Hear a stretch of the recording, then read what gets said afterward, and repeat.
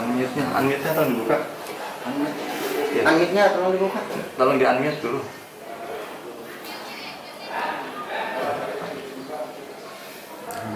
Itu coba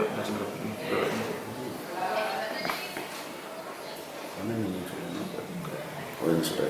Ya, assalamualaikum warahmatullahi wabarakatuh. Sudah bisa didengar sana ya? Suaranya bisa terdengar sana. Suaranya bisa terdengar. Suaranya dengar nggak? Dari sini bisa, tapi jangan deketin ya. Suaranya udah.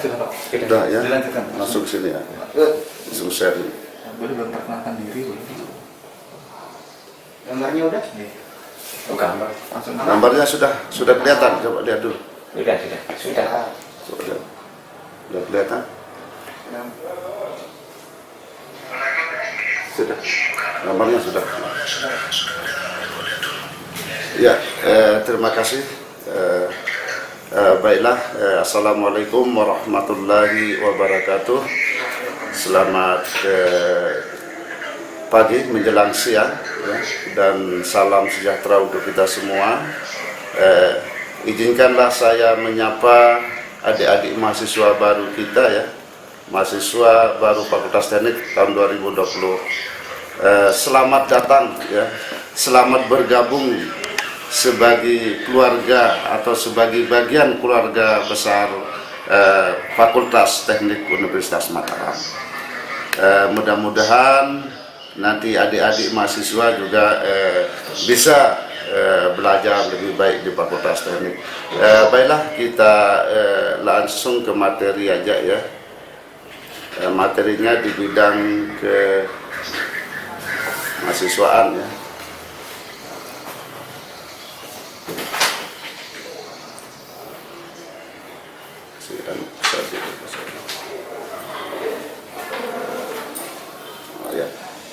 Ya, baiklah, kita program kerja di bidang kemahasiswaan. Nah, ini yang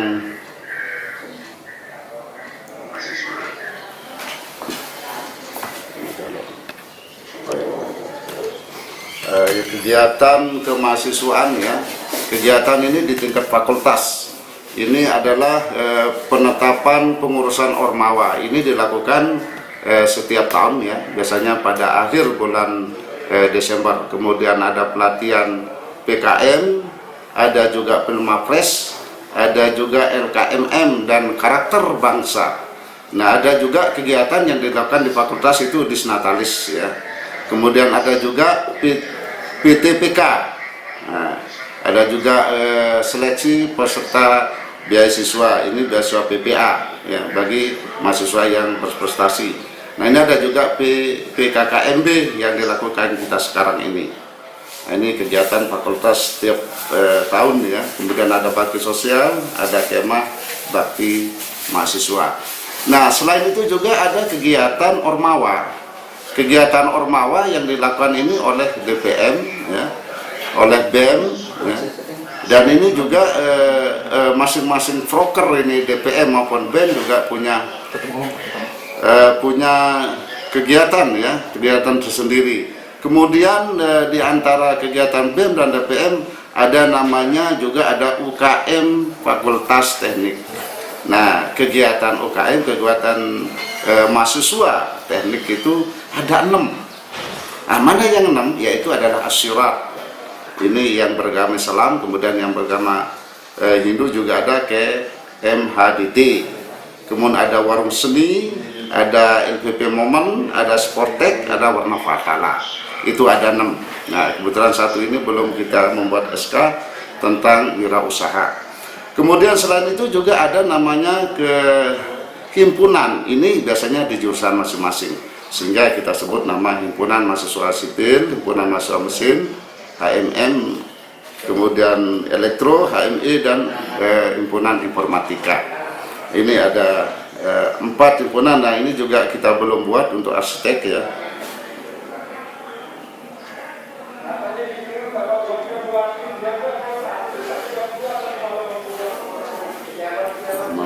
Biasa.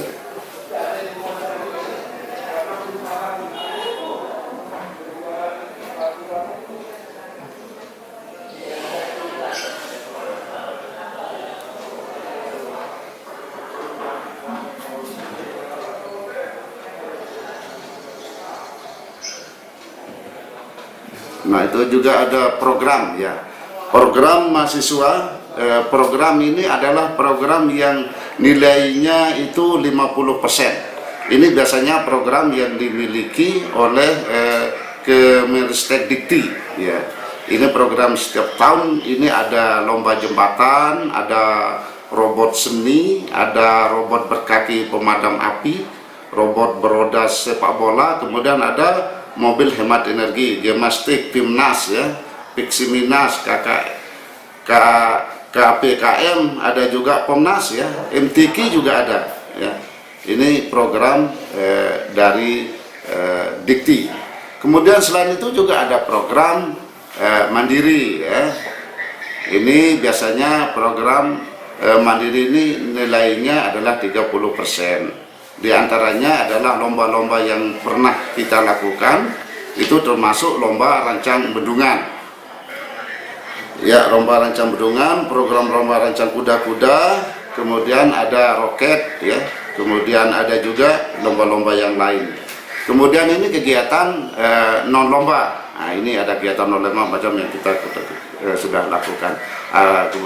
Ini juga kita melanjut ke etika ya. Nah, ini yang perlu saudara adik-adik mahasiswa baru yang perlu harus paham tentang larangan-larangannya, yaitu larangan tentang pemalsuan dokumen ya, kemudian perjudian, minum-minuman keras, narkoba ya, ini membawa senjata tajam, bawa bom dan sebagainya, yaitu ini larangan yang harus dipahami. Kemudian ada standar etika mahasiswa. Tentu sekali standar ini adalah ya kita ya beriman dan bertakwa kepada Tuhan Yang Maha Setia, pada Pancasila dan undang-undang dan seterusnya.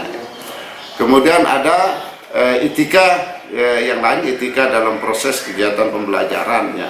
Nah, tentu sekali adik-adik harus dalam kuliah, dalam praktikum ini harus kita taat aturan-aturannya. Kemudian ada etika juga, etika dalam mempersiapkan diri dalam ujian, karena ujian ini 2 kali dalam semester mid dan akhir ujian. Ini harus mempersiapkan diri, tidak boleh ngepek, nyontek dan sebagainya.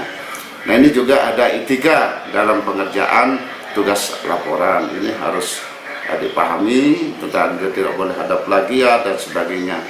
Kemudian harus etika menghormati ya dengan dosen. Ini harus kita hormati dosennya tanpa membedakan suku, agama, ras dan suku dan suka dan tidak sukanya ya. Nah, ini harus kita sopan santun ya. Kemudian etika sama mahasiswa ini sama temannya sendiri, ini harus membuat teamwork yang kuat ya, saling kerjasama, solidaritas antara teman sendiri ini yang perlu dibina.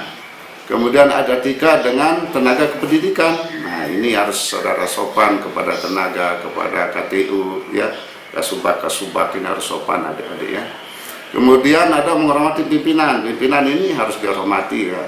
Adik-adik harus menghormati pimpinan tingkat fakultas, jurusan ya. Nah, ini yang harus saudara harus jaga supaya menjaga kehidupan proses belajar mengajar ya. Santun, rasional dalam menyampaikan pendapat. Kemudian ada etika dalam hubungan bermasyarakat. Nah, tidak seharusnya adik-adik ada di kampus ya, adik-adik harus pulang ke rumah di mana tempat tinggal ya. Tentu sekali etika adik-adik harus dijaga ya.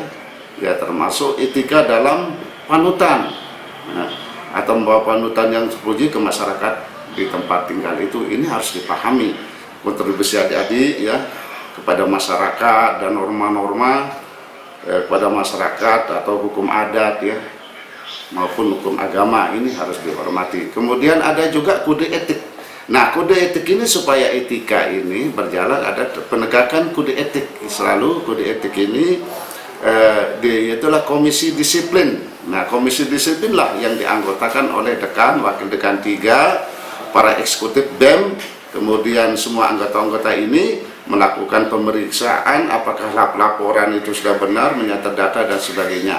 Kemudian lakunya pemeriksaan dicatat ya sama kode etik dan pelaporan. Kemudian diperiksa, ya, diperiksa kode etik tersebut.